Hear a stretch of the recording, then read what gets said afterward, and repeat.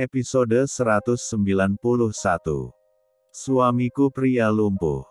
Pasca kejadian di kantin, Olin tampak semakin menjauh. Ia hanya menyapa, ketika Bagas dan Siva lewat di dekatnya. Sedangkan dengan Reza, ia berusaha kuat untuk menghindar. Olin. Panggil Reza, ketika menghampirinya yang tengah mengelap kaca. Maaf, Pak. Saya begitu sibuk. Saya akan kehilangan bonus, bahkan pekerjaan jika saya lalai. Hei, tak ada yang berani berbuat itu. Saya hanya menyapa.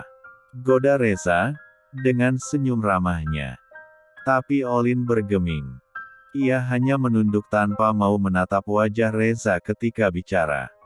Tapi, kalau menyapa di luar, boleh, kan? Tanya Reza, lagi. Silahkan, tapi jangan terlalu sering. Hanya takut, jika ada gosip tak enak, nanti. Olin pun melangkah pergi, tanpa pernah menatap Reza yang bicara padanya. Olin, kenapa begini? Kamu sudah tahu perasaanku, tapi kenapa malah menjauh? Pikir Reza. Nafasnya terasa berat, dan dadanya terasa sesak. Ia butuh teman curhat, tapi Bagas sedang begitu sibuk sekarang. Hanya Siva, yang dapat menjadi pendengar terbaik untuknya. Itu pun, jika ia tak ikut kemanapun Bagas pergi. Sayang, sudah siap. Panggil Bagas, pada sang istri. Dikit lagi, pasang anting nih, susah. Jawab Siva. Hari ini ada sebuah pertemuan, sekaligus peresmian sebuah cabang hotel baru milik salah satu rekan Bagas. Siva telah memakai gaunnya, serta merias wajahnya dengan begitu cantik dan anggun. Riasan menyesuaikan dengan gaun merah tanpa lengan yang ia pakai. Bagas menghampirinya, mengencangkan resleting belakang gaun Siva yang masih belum sempurna. Kemudian membalik tebu istrinya, dan mengambil anting mutiara yang akan ia kenakan. Sini. Pinta Bagas, menempatkan posisi yang sesuai agar ia dapat memasangkan anting itu tanpa rasa sakit. Udah, ini aja. Udah. Katanya, nggak boleh terlalu mewah. Ucap Siva, membenarkan dasi Bagas yang miring. Bukan nggak boleh mewah. Tapi, perhiasan sebagus dan semewah apapun, nggak akan bisa menandingi kecantikan Humairahku yang selalu bersinar. Puji Bagas. Ish, lebaylah. Ayo berangkat, udah mau malam nih. Gandeng Siva padanya. Mereka keluar dari kamar, dan menuruni tangga bersama bagai sepasang raja dan ratu. Papi sama Mami, mau kemana? Tanya Reza, yang pulang dalam keadaan kusut. Mau pesta Pak Ryan. Peresmian cabang hotel. Kenapa? Jawab Bagas. Kok, nggak diajak? Pengen ikut. Rengek Reza, dengan wajah lebaynya. Kenapa ikut? Di sana semua berpasangan, kasihan kamunya. Nanti orang dansa, kamu bengong. Ledek Bagas. Jahat kalian, jahat. Pekik Reza, yang berlari kesal menuju kamarnya. Ayo, Mi. Jangan hiraukan dia. Terlalu lama jomblo, membuatnya seperti itu. Ajak Bagas, ketularan lebay. 3 meter. Iya, ayo. Karena sudah lewat jam kerja, dan mereka akan menginap di hotel itu. Farhan sudah pulang, dan Bagas menyetir mobilnya sendiri. Siva mengizinkan, dengan catatan agar tak terlalu kencang.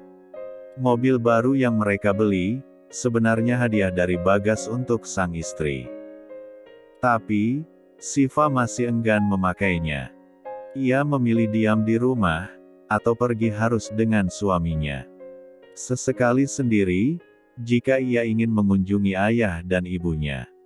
Di sebuah hotel mewah, dengan gedung yang baru dibangun. Tampak begitu banyak tamu yang datang. Mereka semua berpasangan, entah suami istri, sahabat, atau rekan kerja. Mereka datang dengan gayanya masing-masing. Tak lupa Bagas memakaikan jasnya di pundak sang istri. Bukan karena dingin, tapi ia tahu jika begitu banyak mata akan menatap kecantikannya. Jangan tebar senyum. Kenapa? Senyum itu hanya milikku. Bisik Bagas. BM membuat Siva kembali tersipu tersenyum manis. Episode 192. Bagas dan Siva telah masuk di ruangan pesta. Mereka disambut oleh semua rekan kerja, serta memberi selamat atas kesembuhan Bagas dan pernikahan keduanya. Sebenarnya Siva tak enak hati, karena seperti mencuri momen orang lain malam ini. Padahal ia hanya tamu di sana. Sahabat Bagas, sahabat yang baru menampakkan diri ketika Bagas sudah mampu berdiri kembali. Bagas tak terlalu tersanjung dengan pujian itu, karena rasa di hatinya sudah berbeda pada mereka semua. Ini, perawat yang dijadiin istri lu. Cantik juga. Puji seorang sahabat. Ya, lalu. Tanya Bagas dengan wajah datarnya. Ya, meski jauh dari Luna, tapi lumayan buat gantinya. Ya, memang Siva itu jauh dari Luna. Bahkan sangat jauh. Jadi, jangan pernah bandingkan mereka. Tak pantas. Jawab Bagas. Siva tertunduk lesu. Meski di titik ini, masih juga ada yang membandingkan. Dan sakitnya, ketika Bagas mengiyakan ucapan sahabatnya itu. Siva pun meninggalkan mereka, lalu duduk di sofa. Tak sebanding. Ya, memang tak bisa dibandingkan. Luna sempurna, cantik, pintar, itulah yang ada dalam pikiran mereka. Wajar saja, mereka tak mengenal. Gumam Siva, dengan meminum jusnya. Sayang, kenapa pergi? Tanya Bagas, menghampirinya. Adanya Iva, di sana.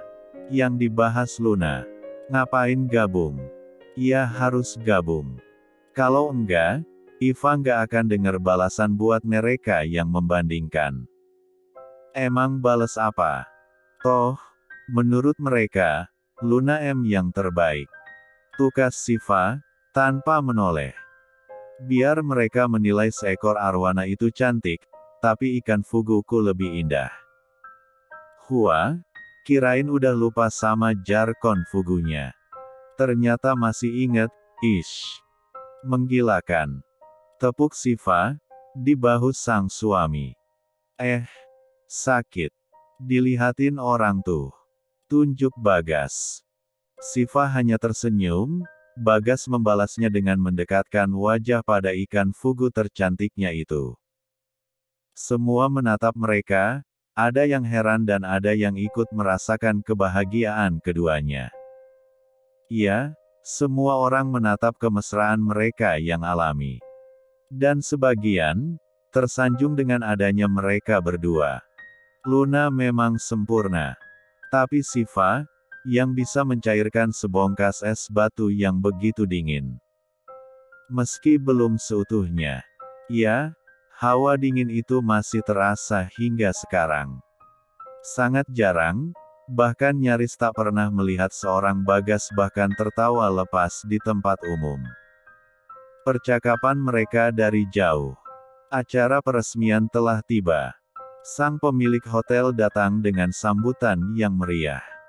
Bagas pun menggenggam tangan Siva untuk berdiri dan memberi selamat. Dan rupanya, pemilik hotel itu adalah Robi Arayan, suami Luna. Mereka berjalan dengan bergandengan tangan.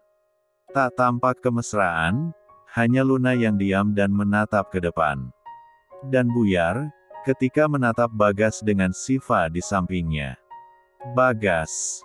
Terdengar suaranya memanggil dengan lirih. Apalagi, tatapan matanya yang terkejut menatap Bagas tersenyum padanya. Batu esnya sudah mencair. Tapi, bukan di tanganku. Batin Luna. Luna kembali lurus ke depan. Sudah menunggu beberapa orang yang membawa baki, dan mereka akan memotong pita peresmian bersama. Tepuk tangan, sorak-sorai dan ucapan selamat diberikan untuk keduanya. Pesta pun dimulai kembali, dan kali ini pesta dansa. Semua berdiri, dan mengajak pasangannya masing-masing. Kecuali Bagas, yang emang tak dapat melakukan gerakan dansa dari awal. Ia memilih diam, dan menikmati minumannya. Mas, ayo. Rengek Siva. Kemana? Dansa? Kayak yang lain. Nggak bisa, Fa. Nanti malu-maluin. Jawab Bagas. Nanti Iva dansa sama yang lain loh. Jangan main-main. Aku cubit kamu nanti. Ancam Bagas. Siva hanya diam, bersedekap dan mengerucutkan B1 birnya. Menggeser duduknya jauh dari Bagas, dan hanya diam tak mengeluarkan sepatah kata pun. Kalau salah gerakan, jangan ngambek. Kamu yang ajak. Ucap Bagas, yang sudah berdiri dan menjulurkan tangannya pada Sang Humairah. Episode 193. Siva pun tersenyum, meraih tangan suaminya lalu berdiri. Merek menuju tempat dansa. Siva merangkul leher Bagas, dan Bagas merangkul P1 Gang Siva dengan senyum mereka di bisbir masing-masing. Gerakan sederhana, dari dua insan yang tak bisa berdansa. Tapi, aura mereka cukup menjadi pusat perhatian semua orang. Mengalahkan sang pemilik pesta. Semua menatapmu. Bisik Bagas. Menatap kita. Bukan hanya aku. Jelas kau, karena yang menatap semua pria. Menatap kecantikan istriku yang tiada duanya. Jangan gombal, nanti ikan fugunya ngembang.